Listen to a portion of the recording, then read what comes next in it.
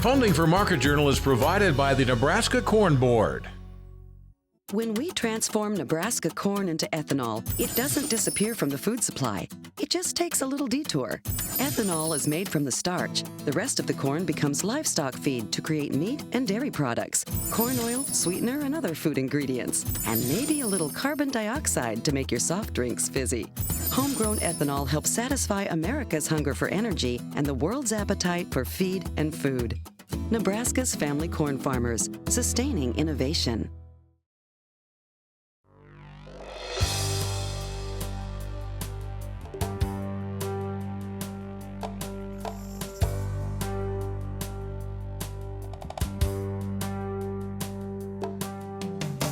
Market Journal, television for agricultural business decisions, is a presentation of the University of Nebraska-Lincoln's Institute of Agriculture and Natural Resources.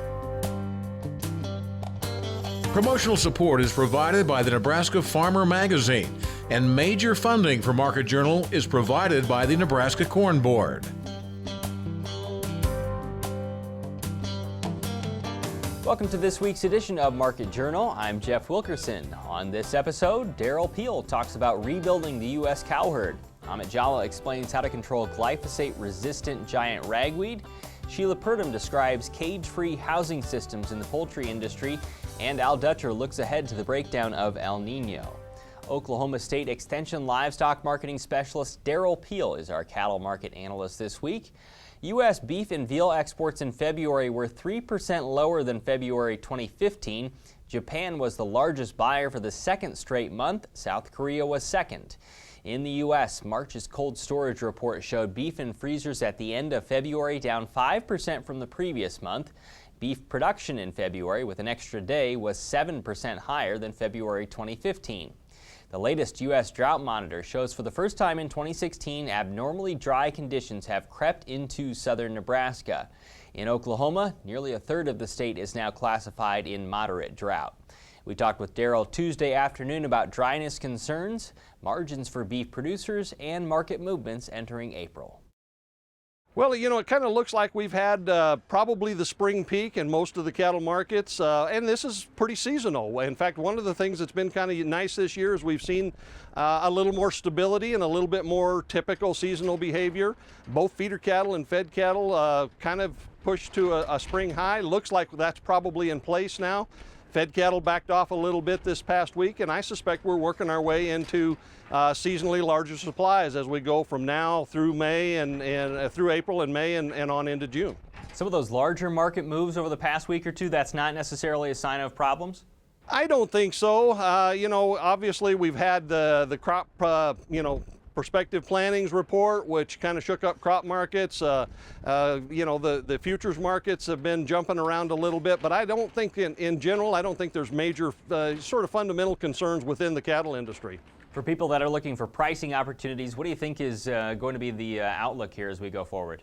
Well, you know, again, we kind of know what the big picture is here. You know, we are building animal numbers. We actually started herd expansion a bit in 2014, much more aggressively in 2015. There's more feeder cattle on the horizon, and those will begin showing up. They really started probably in February with larger year-over-year placements, and I think for many months now we're likely to see year-over-year increases in placements, and that means more beef production.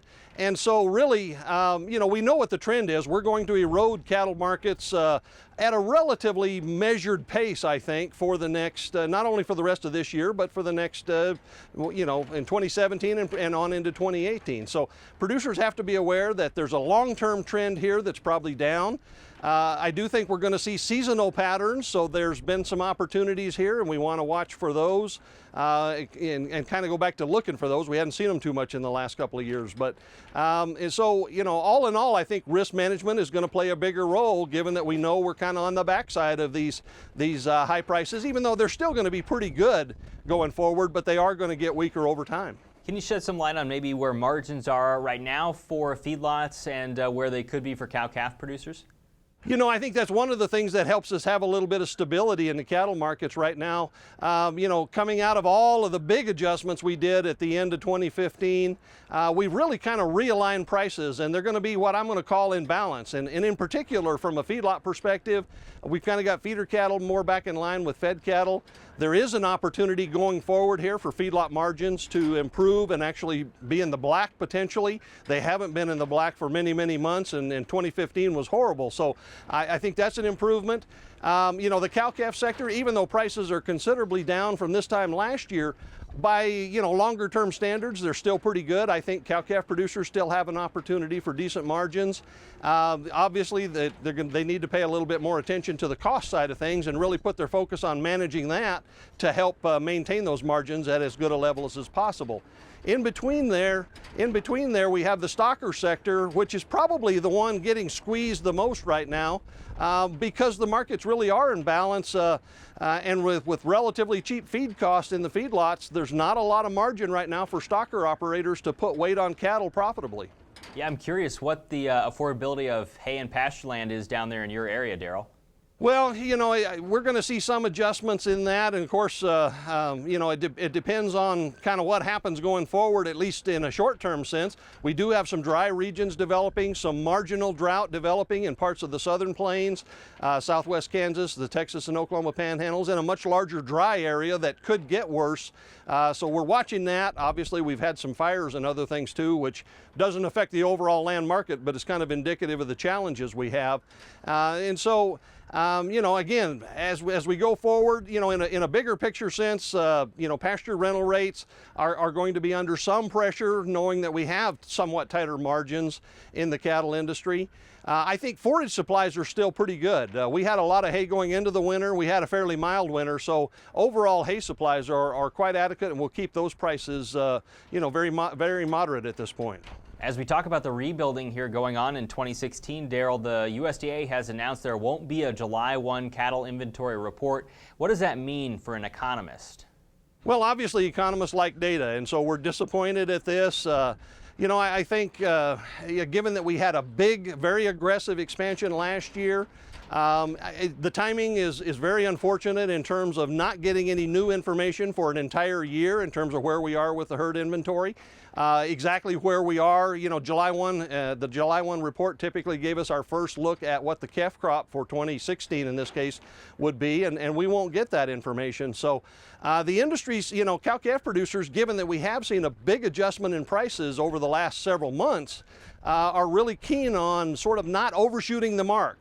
I think they understand that we're probably not done expanding, but they also understand that we're going to stop at some point. There will be enough expansion, and so the more data we can have to try to anticipate where that stopping point is, the less likely we are to sort of overshoot the mark and really put a lot of pressure on these prices at some point. Next week, Derrell Good from the University of Illinois will join us to look at corn and soybean markets after the USDA's April crop report. The University of Nebraska-Lincoln's next chancellor will be Ronnie Green. University of Nebraska President Hank Bounds announced Wednesday Green would succeed current Chancellor Harvey Perlman, who will retire at the end of June. Green's appointment will need to be approved by the university's Board of Regents in May. He currently serves in 3 roles at the University of Nebraska, including Vice President for Agriculture and Natural Resources and Harlan Vice Chancellor of UNL's Institute of Agriculture and Natural Resources. If you downloaded our latest update, you've noticed by now the newly designed Market Journal mobile app. This version allows viewers to view individual segments as well as entire episodes from each weekly broadcast. You can now view interviews through YouTube and toggle back to the main screen by swiping right. Additionally, you can see Market Journal videos broken down by categories, including corn production, cattle and pigs, and weekly market analyses. Each video also gives you the option to share content through email and social media. Temperatures during the last week of March, stretching into the beginning of April, varied wildly in Nebraska. Some parts of the state experienced highs above 70 degrees and lows below 20 degrees. Nebraska Extension plant pathologist Tamra Jackson-Ziems says those hot to cold swings reinforce the need for corn growers to monitor the condition of their stored grain. We want to make sure and remind people that as we start getting really busy preparing for planting season, that it's important that we continue to monitor the conditions of the corn that we've got in storage, and that with the big fluctuations in temperature, we can have condensation development in the bin, and that means bad news, and we can see grain mold development, and so we want to make sure people are monitoring for that. How quickly can quality deteriorate? It can be pretty fast if the fungi grow, depending on what you've got in there, of course. And So if they suspect something like that's beginning, or they have moisture in there and they're not ready to let it go yet, they want to make sure and run the bins as long as they need to get that air movement. We'll talk with Tamra on next week's episode of Market Journal about 3 corn seedling diseases growers can watch out for this spring. The April Nebraska farmer says for more than 10 years, John Niemeyer has used a corn-on-corn rotation on his Gage County farm. Niemeyer says while continuous corn provides a greater return on investment, it takes a different kind of management, especially when it comes to nitrogen. This involves balancing soil pH, variable rate anhydrous, and having a plan to side dress later on in the growing season. You can read more about Niemeyer's fertilizer program in the April Nebraska Farmer. There are 6 weeds that have developed resistance to glyphosate in Nebraska, including giant ragweed. But UNL research says the majority of giant ragweed here emerges before planting begins, meaning pre-plant tillage or spraying can be effective. UNL studies show tillage can result in greater than 80% control. Further, results show pre-plant tillage followed by a herbicide application pre or post-emergence can provide more than 97% control throughout the year. We recently talked with Nebraska Extension weed management specialist Amit Jhala to learn more about the management of giant ragweed after a warm winter across the state. That's a perfect condition for weeds to emerge, so I expect more early season weed emergence this year compared to last couple of years because of the warm weather, plus we received some rainfall at least before a few days in eastern part of the state, so I'm expecting more emergence of early season weeds, for example marestail, giant ragweed in eastern part of the state, plus kochia in western part of the state. Even in this field, you said there's weeds emerging that would be earlier than normal. Yes, I saw some common lambs quarters that are coming up early this year, and I think this is just because of the warm weather and some of the moisture that we received recently. Let's talk about giant ragweed. What kind of problem is it in Nebraska? Giant ragweed is one of the problem weeds in Nebraska because number one, it's an early emerging weed. So if growers will not control giant ragweed early enough, it can create extreme competition with corn or soybean crops, and then growers can lose the yield.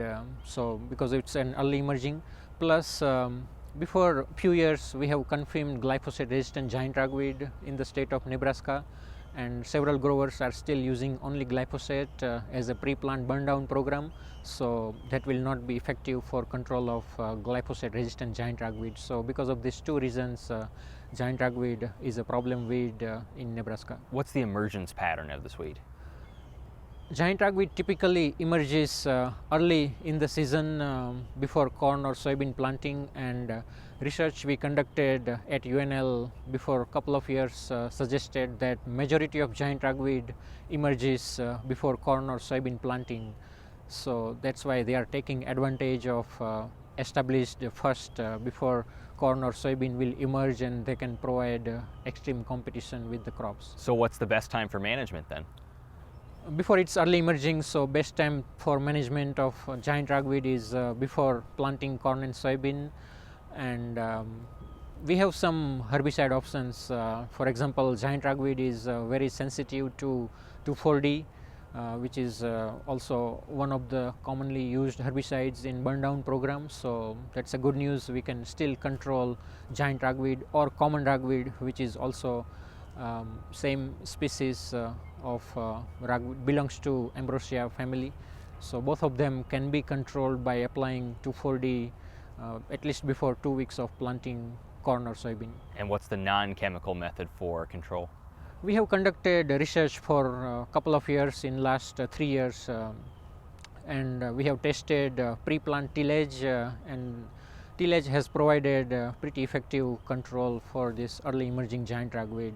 I understand that majority of growers in Nebraska are no-till growers and they do not prefer to use tillage, but in certain conditions when they have extreme weed pressure like giant ragweed or even marestail, where our post-emergence herbicide options are extremely limited. So in that situation, I think it is useful to use pre-plant tillage and to get rid of those early emerging giant ragweed plants. And good thing about giant ragweed is at least in Nebraska we have seen only monophasic emergence, means they will emerge only once, and then we haven't seen any late emergence in giant ragweed, so that's a good news, and we can exploit their early emergence by applying early plant either herbicides like 2,4-D, or even we have seen good control with herbicide active ingredient known as saflufenacil, which is trade name of herbicides that belongs in saflufenacil are Sarpan and Verdict. These are commonly used herbicides, so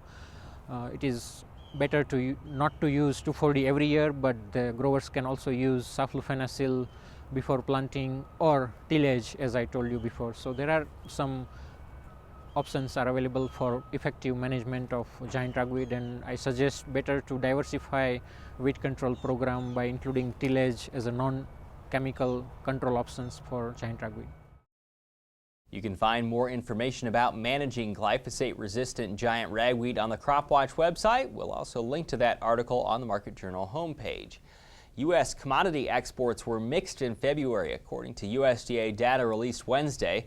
As we mentioned earlier, U.S. beef and veal exports were down more than 3% from February 2015. U.S. pork exports were up 2.5%. Mexico was the biggest buyer, taking almost a third of the total.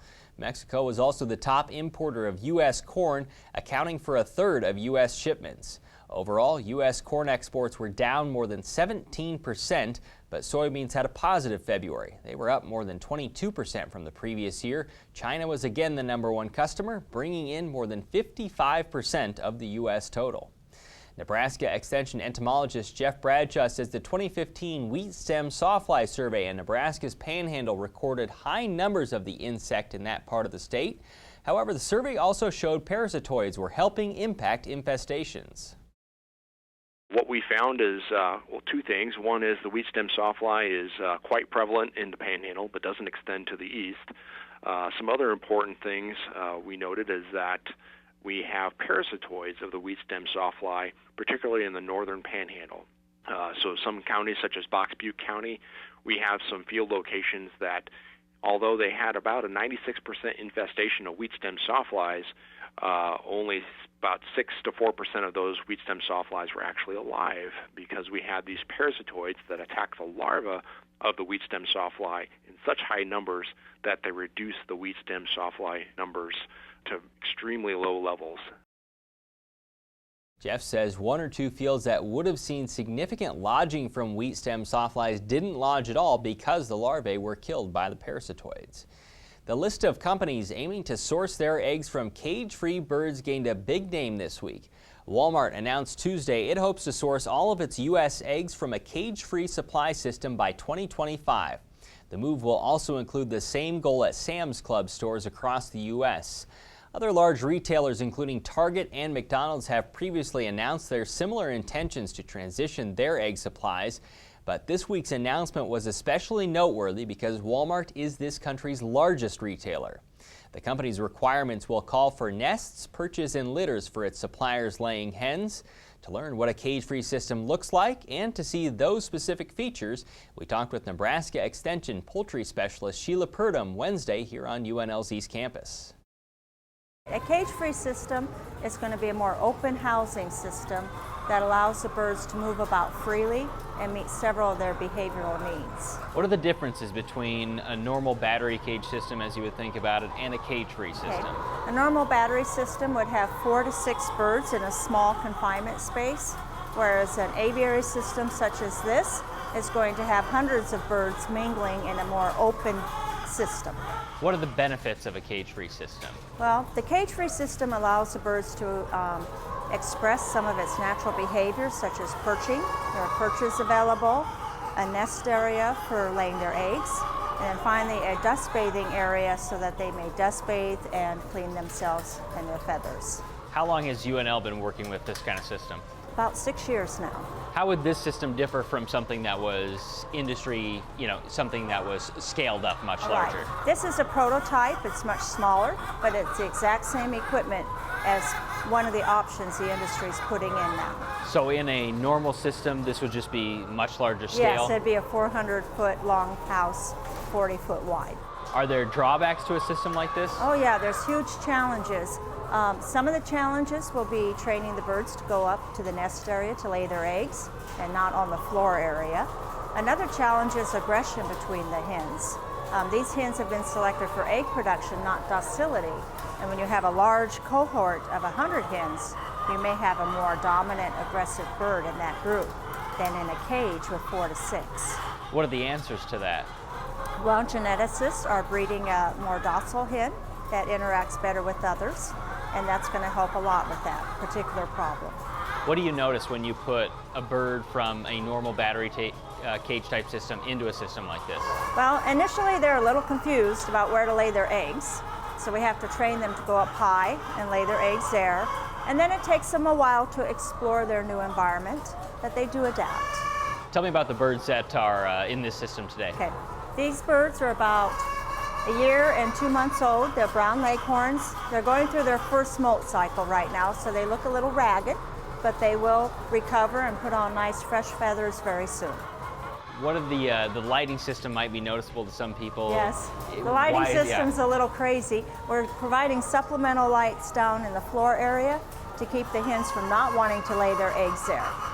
And then we also have had to dim our lights so that the aggression is less dominating in this facility. I think when we talked a few years ago, you mentioned that you were doing some research on bone strength and also egg quality as well. What's the update on that? Well, with these systems, the birds are moving up and down and have more of a chance of colliding and a collision and breaking the bone. So we're looking at supplemental oyster shell and how we may improve their strength of the bone as well as the eggshells. Is there a larger cost to a system like this? Yes, the management is going to add about 10% more cost of production of the eggs, simply because we have to manage the birds more intensely, cleaning up the floor areas, and probably having fewer birds per square foot of housing. But do you see that this is the way the industry is going? Well, the consumer has asked for it, and the industry is trying really hard to adapt to these new systems to meet the consumer demands. Now, with this week's weather forecast, here's Nebraska Extension Associate State Climatologist Al Dutcher. Well, folks, here again for the weekly forecast. During this last week, of course, we did have a frontal boundary passage move through during the early part of the week that did bring some inclement weather to portions of the state, a little bit of scatter sprinkle activity and some actual thunderstorms developing on Tuesday in southeastern Nebraska, basically right along the Kansas-Nebraska border. Most of the precipitation associated with that storm system hit the upper Midwest with some significant snowfall across portions of the Great Lakes. Now, before we get to the main forecast, a couple of our viewers have inquired whether or not El Nino was still in play and approximately when we would expect it to basically dissipate into neutral conditions, if not moving to a La Nina. So we thought this was a perfect opportunity to present you the latest sea surface temperature deviations and how things are progressing as we go through the last few months. So here's your equatorial Pacific. Here's the last of the El Nino signal. We have a small area, basically right at the surface, of temperatures that are deviating between 1 and 2 degrees above normal, and as you get out into the central Pacific, we're looking at somewhere on average about 1 degree above normal for the average. Now, this is sharply down over the last month and a half as we've seen a rapid deterioration of this event, so that underneath of the surface where we had about 200 meters of warmth, we have now shrunk that down to about 50 meters of warmth, and it's rapidly deteriorating as a big pocket of cold water is moving underneath of the equatorial Pacific and starting to move that water up into the eastern Pacific. So this is the last surge of heat that will probably make its way westward, and as it moves westward, we will see the cold water starting to upwell in the eastern Pacific, which will be our early signal that the El Nino is finally coming to an end. Irregardless, based on what we are seeing right now, I would anticipate that this El Nino will still be in play for the next 30 days or so. So we'll still feed the southern stream jet with moisture out of the Pacific, although as we go forward in time, it will definitely weaken, and we will see more of a northern stream, but the northern jet become the dominant player as we head into the late spring and the early part of the summer. The overall writing question is, how quickly do we revert, and if we are going to revert to a La Nina, when will it occur? As far as I can tell, the way this thing is dropping off and in relation to previous El Nino events of this strength, we would probably anticipate sometime in late June or early July that we'll probably shift into a La Nina. If the Climate Prediction Center is correct, it won't occur till this fall, but from what I am seeing, this is rapidly dissipating, and we are likely to see La Nina conditions which would influence the western corn belt with drier conditions, particularly during the second half of this summer. So we'll wait to see whether or not this verifies. In regards to what's actively going on right now, we do have this troughing pattern that's been situated over the Great Lakes region that has brought successive storm systems across the region and into the upper northeastern United States. For us, we're kind of caught between the two jets. We have a northern stream to our north and we have the southern stream to our south. So we have some fairly benign weather for this weekend, fairly warm conditions developing as we move through the weekend, and as we get into tomorrow, we'll start to see the northern stream trying to push southward, and we have this upper level low that's starting to move into the central plains regions. Right now, most of the models keep the moisture to the south of Nebraska with very extreme southern Nebraska on the northern periphery of some potential thunderstorm activity that will develop across the northern half of Kansas. So as we get into Monday, here comes this wave out into the central United States, but it looks like the northern stream will keep push far enough south to keep this moisture to our south. If this is a little bit slower, we would expect this moisture to ride up at least up to the I-80 corridor as we go into Monday. Now, as we get into Tuesday, that system rapidly moves across the southeast. We see high pressure building into the central plains with a warming trend as we go through the week, and it looks like we'll see fairly decent temperatures all the way through the week as we see a big system moving on board in the western United States that will start to shift our flow from the southwest and the upper atmospheres to a southerly flow as we get later into the week at the surface, which will start to bring a lot of moisture into our region. So by the time we get to Thursday, we start to see this low organize. It'll start to deepen and track toward the south as we get into Friday. And at this time, we'll start to see precipitation develop in the western United States, also in the western panhandle, and that will spread eastward as the weekend progresses, and there are signs that this system will cut off and remain in play for the better part of the next 7 to 10 days as we get from next Friday on toward the remainder of the month. So as we look at the 8 to 14 day forecast, it reflects this upper air low starting to move out from next Thursday to the following Tuesday. And in regards to precipitation, a large section of the western United States will see above normal moisture. Thanks, Al. Today's interviews are available individually on the Market Journal website and through the newly redesigned Market Journal mobile app.